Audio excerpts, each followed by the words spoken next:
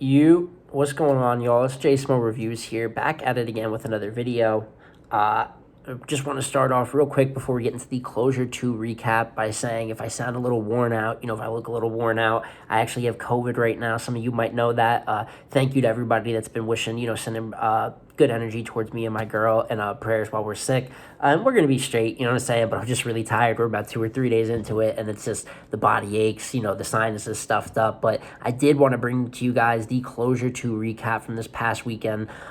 So many events happened this past weekend. Obviously, I was there for traffic, but Closure and Chrome will also be reviewed before the week is out. Hopefully by Friday, I'll have that out. If not, I will definitely have it out by Saturday. But as for Closure 2, an event that I was somewhat critical of on paper and got even more worried once the main event of A-Ward and Big K was canceled. But the setting, I think, really made some of these matchups great. And for a card, like I said, that I was skeptical of, I actually came to really enjoy it.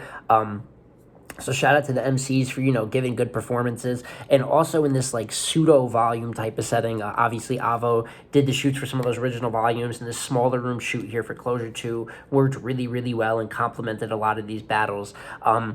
Usually, as you guys might have become a little more accustomed to, I do the top 3 most impressive and top 3 most disappointing performances, being that I'm a little bit sick, and there's not necessarily, 6 before 3 that are all the way bad or anything like that. This is going to be more of just a basic recap kind of style. We will be going back to top 3 most impressive and top 3 most disappointing, but just for this particular card, I just want to give some of my general thoughts. So it might be a shorter-ish video, might be focused on more battles than others, but, no matter what, I just wanted to shine some light on Closure 2 and let you guys know how I felt about the card and who I had winning. So without further ado, let's hop right into the recap.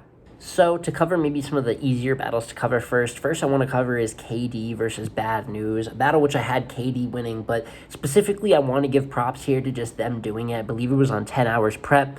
Not the craziest battle. Like I said, did like KD's performance and had him winning, but got to give the shout out to the guys, especially with the main event getting canceled, just being able to sub another battle in there. And also speaking on KD, either way, because Bad News gave an okay performance, but speaking on KD specifically, he's had an under the radar year, a lot of work on the local leagues, and obviously is going to be on Bags and Bodies, which is airing starting December. And I am very, very impressed with this year, including the Wise battle. Very, very good. So I just wanted to say KD is definitely on my radar for having, a pretty solid year. And hopefully some of the level of competition, I hope, can step up. And we can see KD versus some more recognizable names, see if he can, make that push as maybe a consistent talent that could be booked on some bigger cards consistently. From there was Enes versus Gwitty. Enes won this battle 3-0. This is a battle I was skeptical of going in. It played out just about how I saw it. Enes has definitely had one of his better years in battle rap since returning back in 2012. I mean, really, really good year. His win over Mac Myron I thought was great, and even in battles, like I believe it was versus Cicero, where I don't necessarily care for the level of comp, Ness always makes his rounds entertaining. In this battle, he does the same. Flow pockets, really overall, with the theatrics and a little bit of real talk sprinkled in, I think he's getting better at landing definitive punches and having quotable bars that, really earn you points in this more modern era of battle rap. As for Gwitty, it's Gwitty. I think Gwitty is a key piece of the culture, very entertaining, especially background. His bar exam game show episodes. Why'd I point with the pencil? His bar exam game show episodes are extremely entertaining. The man just has personality, but as a battle rapper, I don't really know, y'all. And this is just another battle where Gwitty he's got 3 rounds of stuff. You know what I'm saying? It exists, but I did have Enes winning 3-0 in an battle. From there, I wanted to talk about Real Deal versus Oops. Pretty decent. I was excited to see how Real Deal would perform. I think his second is probably the round I liked most and maybe expected a little more of throughout the battle, where he had the comedy angle about the crepe shop that Oops has. Crepe Street Crips was hilarious. And then the blanket out the window like Michael Jackson bar was very good. Just overall, I really liked his second round, but I had Oops taking the first round clear and then pretty much giving Real Deal the third. As some of you guys may have heard, Oops had really more of a compliment round, giving Real Deal his flowers, therefore kind of, handing him the third. This happened similarly this year in Danny Myers versus B Magic, where Danny just kind of gives Magic the third, even though Magic choked that round, so he didn't really give him the third, but he takes a compliment round where it's really more about the message than it is about, winning the battle, which is something Oops echoed a lot in this battle, which I've been very critical of Oops as a battler. You know, he obviously doesn't win that much, plus the choking issues, but him saying it's not about the wins, it's about the message is kind of something that he kept saying during the battle. And I think that is a good description of his style. And it does make me appreciate Oops a little bit more. Plus, his first round was really, really good. I thought he took it clear. So even though this is a real deal 2-1, it is one of the better Oops performances I can say I've seen in a very, very long time, and a fairly entertaining battle overall. Next battle I want to get into is Active versus O-Red. Now, this is a battle that I also, going into it, was a little more excited once we actually got up to the card. And I thought that this was another battle that was just good and that the setting really helped. In the first round, O-Red took it clear. Active had an okay first, but it's kind of the rounds that we're used to where he had to make sure to locate like location. He also had this ain't nobody Otis out Otis, ain't nobody coming to see you Otis. A little bit of comedy in there, but overall a light first, and Red has a heavy first. Exit wound looked like a hockey puck. Whoever trying to get me slap shot. Butchered it a little bit there, but was super fire. The Black Adam bar, the Black and Decker. Pop out of a lock, dollar bill. Overall, he had a bunch of bars. I mean, this was a very good O-Red in the first, and in that smaller room, that volume-ish type setting. You know, that is where O-Red typically in his career has always showed more success. I know I say volume, which is a URL series, but small rooms in general have always been O-Red's strong suit. So I had O-Red taking the first clear, and the second is actually really, really good from Active. Maybe the best round I've heard from Active up to this point. When I was younger, I ain't wait for help. I realized I had to save myself. I like that. Whipping white through the night. I'm a Pan-African. That was fire. The binge watching bar. You can die over ramen. You can die over ramen like prison beef, ramen. I thought that was fire. And overall, that plus his energy, landing haymakers, overall, definitely you can see the growth in Active's game. And I thought Red had a good second. He had a Miss Sophia rebuttal. It's like baseball, the 9-inning shit, the 9-inning ending. I thought that was dope. The Da Vinci robot, skin a grape. If you remember the meme of the Da Vinci robot, you know what I'm saying, with the little metal pliers that skins the grape. Overall, you know, dope second from Red too, but I actually edged Active the second. I really, really like what he did in the second. And as for the third round, I thought that Red was dope once again and kind of cleaned up comfortably in the third, while Active still had a good third. Freestyle about Ward versus K canceling. Also a good Sanford and Son bar. He clearly cuts this round early and even says afterwards, like, oh man, I kind of fucking forgot my third. Fuck. And Red's able to clean it up, the Bangle scheme.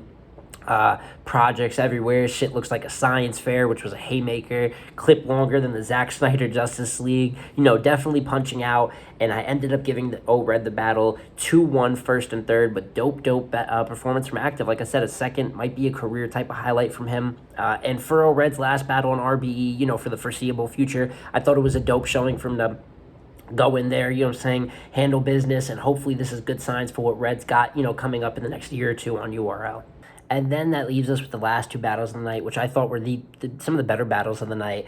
And, you know, as I said, I'm not going to be as detailed with it.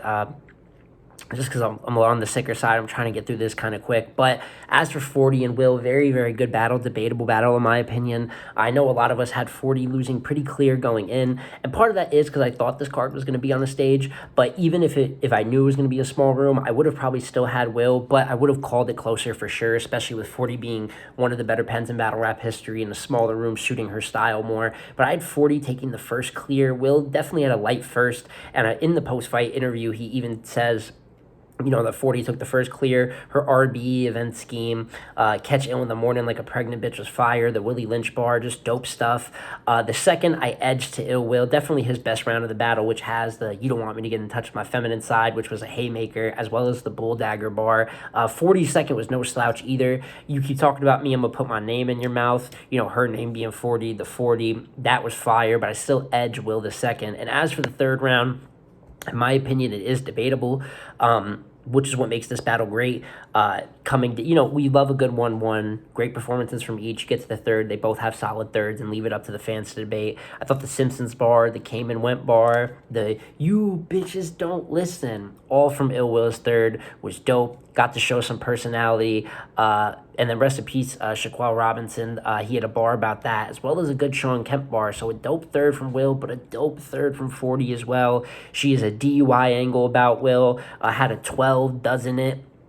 Which if you only hear the end, you won't particularly get it, but when it comes out, you guys will see was dope stuff.